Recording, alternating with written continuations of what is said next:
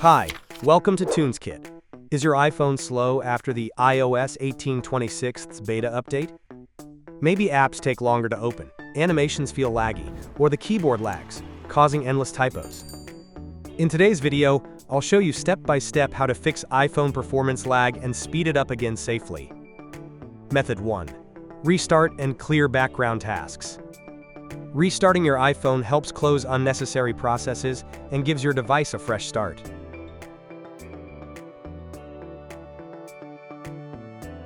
Method 2. Disable background app refresh. Go to Settings General and find Background App Refresh. Turn it off completely or choose Wi-Fi only. Then disable apps like social media that constantly refresh in the background. This reduces resource usage. Method 3. Reduce motion and transparency. Go to Accessibility, Motion. Then enable Reduce Motion, which can improve responsiveness on older devices. Method 4. Use TunesKit iOS System Recovery. If all of the methods above are not working, you can try the third-party repair tool, TunesKit iOS System Recovery, to fix your problem. It is a comprehensive iOS system repair tool that can fix more than 180 iOS issues. Moreover, it can solve your problem in one click without any data loss. Just connect your iPhone and select Standard Repair.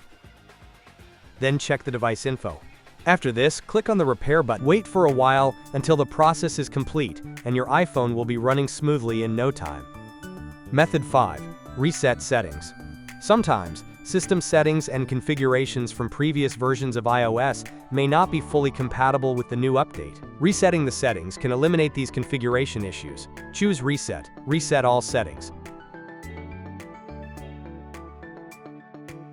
Method 6. Free up storage space. Nearly full storage can also make your iPhone lag. Delete unused apps, clear large media files, or back them up to iCloud. Okay, that's all. If this video helped, don't forget to like, subscribe, and ring the bell. See you in the next video.